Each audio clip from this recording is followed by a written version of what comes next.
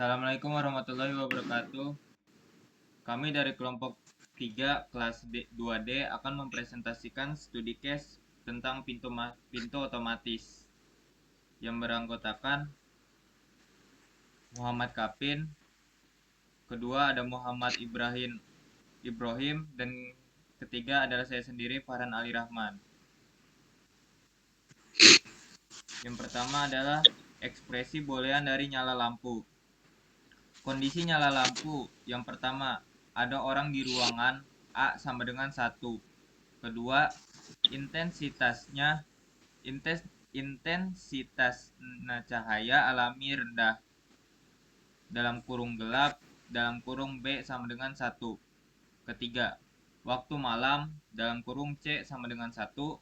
Keempat, mode hemat cahaya energi tidak aktif dalam kurung D sama dengan 0.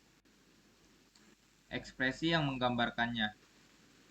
Kondisi pertama, ada orang A, ruangan gelap B, dan malam hari C.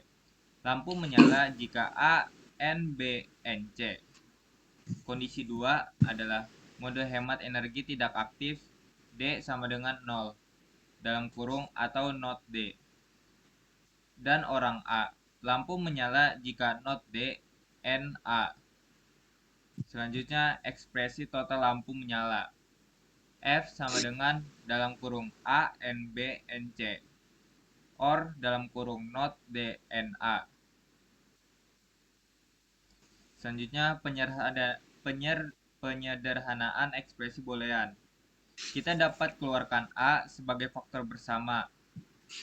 Akan menjadi F sama dengan A, N dalam kurung B, N, C, or not D. Selanjutnya akan dibahas oleh teman saya. Selanjutnya ada tabel kebenaran. Tabel kebenaran dalam kurung penjelasan per baris. Setiap baris menunjukkan kemungkinan kombinasi nilai A, B, C, D, dan hasil akhir dari ekspresi. Kolom-kolom di tabel. Yang pertama, A, B, C, D sama dengan input kondisi dalam kurung 1 atau 0. Yang kedua, not D sama dengan kebalikan dari D dalam kurung jika D sama dengan O, not D sama dengan 1. Yang ketiga, B, N, C sama dengan apakah kondisi ruangan gelap dan malam dalam kurung 1 jika B sama dengan 1 dan C sama dengan 1. Yang keempat, dalam kurung B, N, C, or dalam kurung not D sama dengan apakah salah satu kondisi untuk menyalakan lampu terpenuhi. Yang kelima, F sama dengan apakah lampu menyala dalam kurung bernilai 1 jika A sama dengan 1 dan ekspresi di dalam kurung sama dengan 1. Selanjutnya, penyederhanaan dengan KIMAP. Pengelompokan 1S pada KIMAP menunjukkan penyederhanaan berikut. Yang pertama, kelompok dengan A sama dengan 1 dan dalam kurung B, N, C, or dalam kurung not D.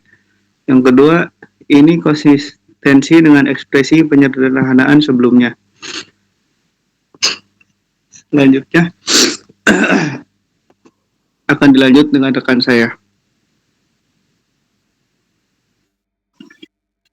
Baik, selanjutnya yaitu rangkaian Proteus hasil dari simulasi pintu otomatis. Yang pertama ada Proteus sebelum kondisi. Rangkaian ini bekerja menggunakan gerbang logika AND dan OR untuk menentukan apakah pintu otomatis terbuka atau LED menyala atau tetap tertutup LED mati. Terdapat 4 input yaitu yang pertama A dan B masuk ke gerbang N U1. Lalu C dan D masuk ke gerbang N U2. Input-input ini bisa mewakili sensor-sensor seperti yang pertama, deteksi orang dari 2 arah. Yang kedua, atau tombol akses dari 2 sisi pintu. Gerbang NU1 hanya mengeluarkan 1 aktif jika A sama dengan 1 dan B sama dengan 1. Gerbang NU2 hanya mengeluarkan 1 aktif jika C sama dengan 1 dan D sama dengan 1. Output dari U1 dan U2 masuk ke gerbang OR U3. gerbang OR akan aktif keluar 1 jika salah satu kedua inputnya aktif. Output LED D1. Jika U3 mengeluarkan logika 1, maka LED D1 menyala atau pintu terbuka. Jika U3 sama dengan 0, maka LED mati atau pintu tetap tertutup. Kesimpulannya, yang pertama, pintu terbuka jika A dan B aktif atau C dan D aktif. Yang kedua, memberikan akses dari dua sisi menggunakan sistem logika sederhana. Yang ketiga, hemat dan efisien untuk kontrol akses otomatis. Next.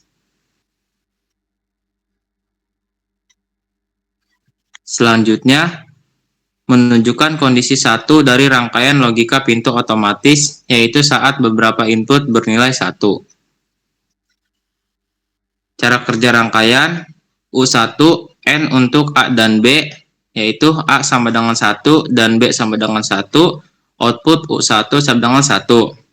Lalu ada U2, N untuk C dan D, C sama dengan 1 dan D sama dengan 0, output U2 sama dengan 0, karena N hanya aktif jika keduanya 1.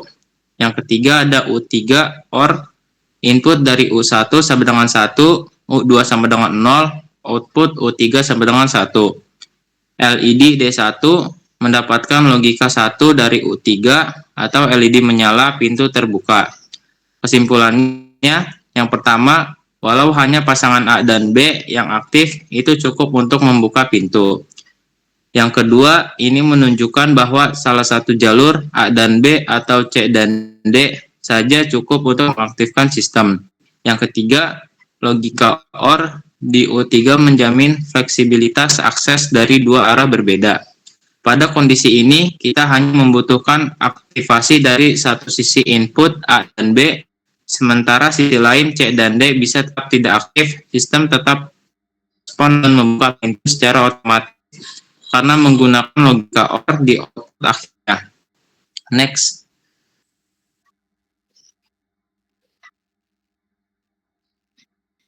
Lanjut, Mas Farhan.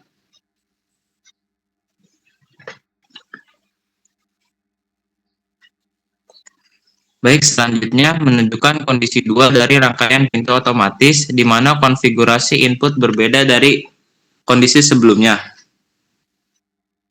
Cara kerjanya yaitu yang pertama, U1, N untuk A dan B, A sama dengan 1, B sama dengan 0, U sama dengan 0, U1 sama dengan 0. Karena salah satu input bernilai 0, maka output N sama dengan 0. Yang kedua, U2, N untuk C dan D, C sama dengan 0, D sama dengan 1, U2 sama dengan 0. Sama seperti U1, salah satu input bernilai 0, output N sama dengan 0. Yang ketiga, U3, OR, input dari U1 sama dengan 0, U2 sama dengan 0, U3 sama dengan 0. Yang keempat, LED D1. Output U3 sama dengan 0, LED tidak menyala atau pintu tetap tertutup. Kesimpulannya, yaitu yang pertama, semua gerbang N gagal aktif karena input belum memenuhi syarat. Harus kedua input sama dengan 1. Yang kedua, gerbang OR tidak mendapatkan sinyal aktif atau LED tetap mati. Yang ketiga, maka pintu otomatis tetap tertutup pada kondisi ini. Pada kondisi ini, baik kombinasi A, B, maupun C dan D memenuhi syarat aktif. Ini menunjukkan bahwa sistem benar-benar membutuhkan input aktif secara bersamaan dalam satu jalur.